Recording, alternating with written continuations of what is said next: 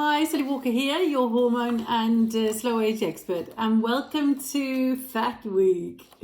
So I've talked a lot about fats, the different types of fats. We've got the saturated, the unsaturated, we've got the omega fats, we've got the rancid, the oxidated, the hydrogenated, lots and lots and lots of different fats. Okay, but today I'm going to talk about cholesterol. Now, cholesterol is a waxy, fatty type of substance, but it's not the same as being fat. You see, we can't burn cholesterol to make energy like we can burn fat, so it's not quite the same. So what is it? Well, it's essential for life, basically, and it's responsible for 17 Nobel Prize winners, countless pages in scientific literature and the press, and unfortunately the installation of fear in health-conscious individuals all around the world.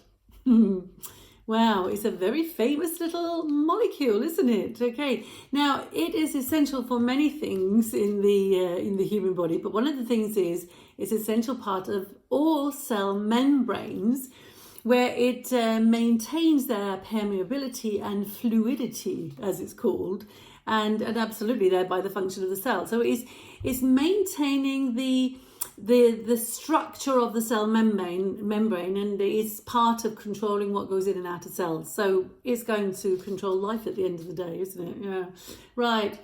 Now, the body contains about 100 grams of cholesterol, and we will be producing about 80% of it every single day. The biggest majority will be produced in our liver. But we can also produce it in our gut, we can produce it in our adrenal glands, and we can produce it in the gonads. And this is the testicles for the boys, and this is the ovaries for the ladies. It's very important. Now, we can eat it. We can eat food which will contain cholesterol. Now, believe me when I say this, it is only in animal foods. We do not find it in vegetation. Do not let people tell you that it is in coconut oil, because it is not.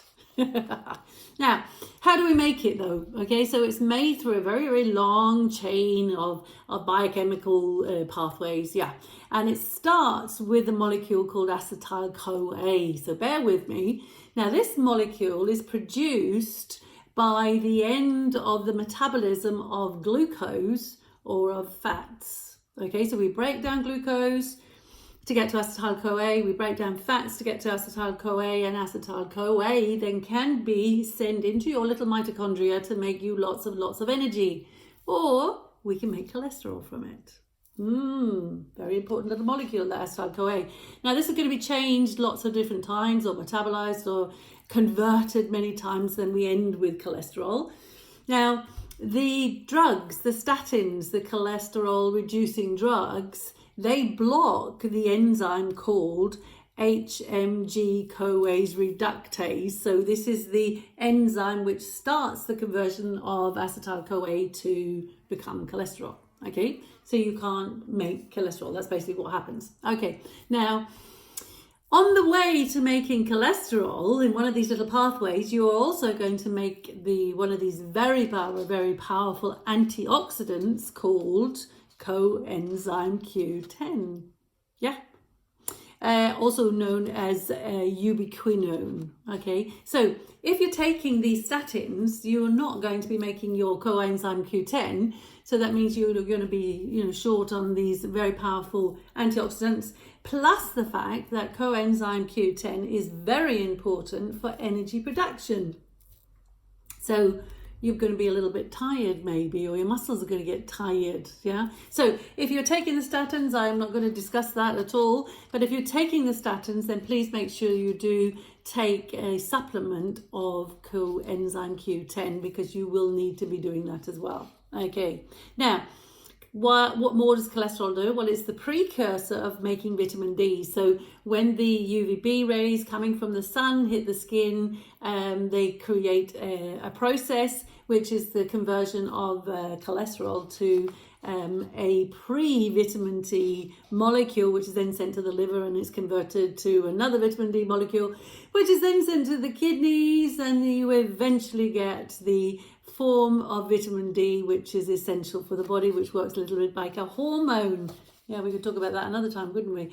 But it's also the precursor to these steroid hormones. Okay, so steroid hormones are not just anabolic, they can also be catabolic, but they are made from cholesterol. That's what steroid means.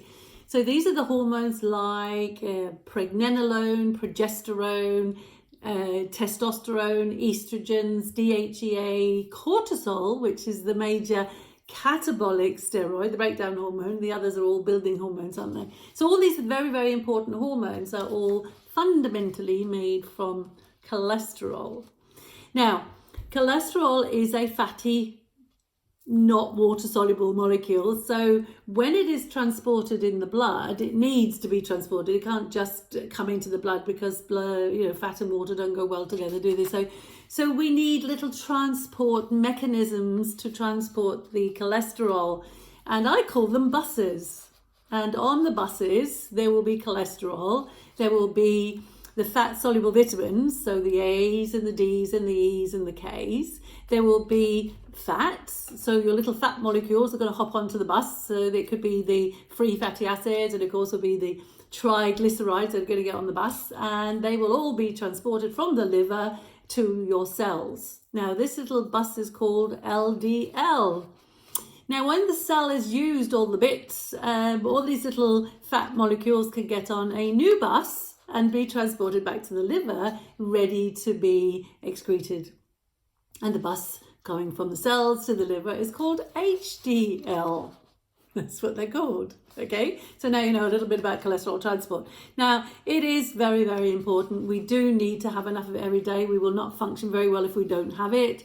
The biggest majority is produced, but we can also eat it from animal foods. Well, I hope you found that interesting. Happy hormones, happy life.